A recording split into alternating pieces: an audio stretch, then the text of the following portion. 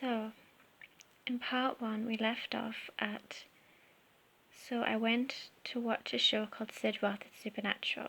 I began watching it on my little table in my living room of my flat, my cat near me. It was powerful. It went through people's experiences and how God saved a relative moments before death, healed a person who was crippled, and then Sid Roth made a prayer and asked if anyone who hadn't accepted Jesus in the heart to say a prayer with him. I thought about it and thought, well, what's the worst that could happen? I was already in a bad place. It couldn't get any worse. So I closed my eyes and made a prayer with Sid Roth. And that's when I felt this presence behind me, and it touched my shoulder, and then was gone. And I looked and no one was there. It had to be Jesus. A few days later I had a dream, where I was jumping on all these grey stones over lava. And then I finally get to the land part, and stood on this grey pallet, and there a man standing. Bright white light upon his face, and his hair was brown, but crimped, curly. And he said to me, "Joy, you can't be saved."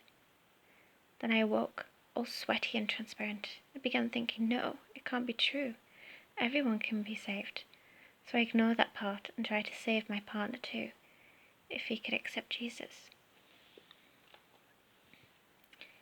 In his heart, after months it was hard. He was an atheist, so he didn't believe in much to start with, and was very critical about things.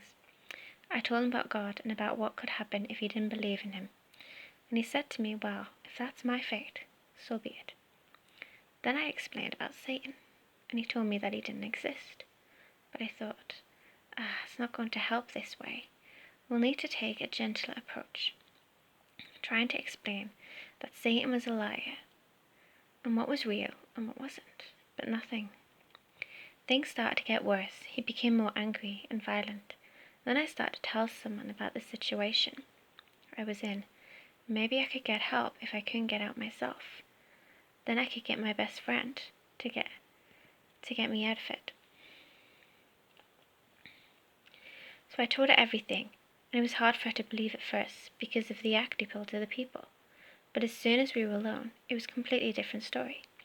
She told me if it was this bad that I needed to end things. I thought about this, and then I decided. I sat down with him on the sofa and began to end things with him, and that's when I heard God's mighty voice. He told me to get out, to go, get out now, but I ignored it again. I was scared, and I let him change my mind, manipulate me into taking him back. Then once my best friend found out that I couldn't do it, she took control and kept me at our friend's house for the night, and I could not sleep a wink. I kept telling them that I needed to go home. If I don't go, something might happen. I have to go back. I could not calm down and tried to escape several times, but they wouldn't let me, and then finally I managed to get some sleep. And then I lied. I lied to my best friend, telling her I went home to my mum when really I went back to my partner's house, acting like everything was normal, not to get him riled up, and continued to do as I was asked to do. Things were normal again, and then I found my partner was talking to my best friend on the phone, and found out he manipulated her into thinking he wasn't doing anything to me, and twisted it around on me. I felt betrayed by someone who I had shared everything with for 10 years. She was like a sister to me, and I was in danger, and I could not count on her. After a while, it got back to being violent again. I lost my best friend, a few other friends, and felt completely alone. He began by yelling in my face early in the mornings, from time to time, and then had an incident where he lost it and threw the drawers over and everything else in the room, including the metal from the punching bag, which hit my head, and I was under the blanket shaking, scared to move. And then he flung the blanket off me and yelled in my face. I tried apologizing to him, but he was so angry. I didn't understand what I did wrong this time, but eventually we made up. A few months later, I decided I needed to think a few things over about our relationship. When I got back from my mum's, he asked what had happened. I was just about to ask for more time when something took over my body, and I said, "I think you are wrathful, and I cannot be unequally yoked by you." He yelled back saying, I took that straight from the Bible. Then it was like I had control of my body again and was in shock. He kept yelling and I told him no, that's it. I began by speaking to God, asking him to give me the strength to get through this. And suddenly I felt fearless and was able to walk out that door. And he went into the bedroom and left me there.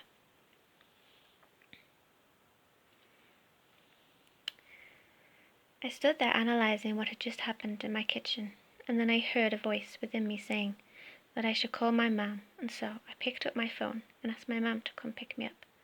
Immediately she answered. What's wrong? What's happened? I explained everything, and she came to me as soon as she could. I grabbed what I could and quickly left that flat as quickly as I could. I got back home, sat in my room for a moment, analysing the situation, and just broke down. I cried and cried and cried. Then later on, I received a phone call asking when I was to come back to pick up my stuff. So I came back to the flat with my mum and picked up as much as what we could when we were there. Packed it all up in the car. At first, I couldn't pack up anything and sat down on a stool and refused to pack and said, I don't want to leave, I'm not packing. She went in places and decided to pack things into bags. I still screamed, I'm not packing, I can't leave. A whole rush of feelings came back to me when I came back to the flat. Like I was making a huge mistake and that I shouldn't do it, but then thought about the destructive relationship I was in and thought, I can't stay. Then he appeared home and he threw books on the sofa, nearly hitting my mum, and I got my answer. I quickly left and left my keys on the side. I got back home and was in tears again. I held the desk in my room with so much force. I was in agony, and somehow this pain would not go away. The heartache was too much. Finally, was on my knees and I cried so severely. Then I called out to Jesus. How could you do this? How could you go through this pain still smiling, lovingly toward your children? How can you still love someone who has completely broken your heart? I felt his presence immediately and he told me, Get up, Joy, get up. Get up now, I heard him say firmly. So I got up, tears streaming down my cheeks. You are strong. You can do this. I've given you the strength to overcome the evils of this world. You can do this through me. Then I got introduced to a few songs that helped me overcome the pain I was feeling at that point. Cutlass, Everything I Need, Amy Grant, Better Than a Hallelujah, Meredith Andrews, Not for a Moment, The Afters, Lift Me Up, Jeremy Camp, There Will Be a Day. I cried on the floor while holding an image of the Lord in my mind and praising him with all that I am. It was hard to sleep that night. And since then, God helped me become pure and holy for him, helped me be strong in him, and I have not touched drink or any of those nasty things in years. I am completely sober. My only thoughts are for my Jesus, our Jesus, staying close to him and spending as much time with him in our garden hearts and allowing him to cleanse our soul and spirit.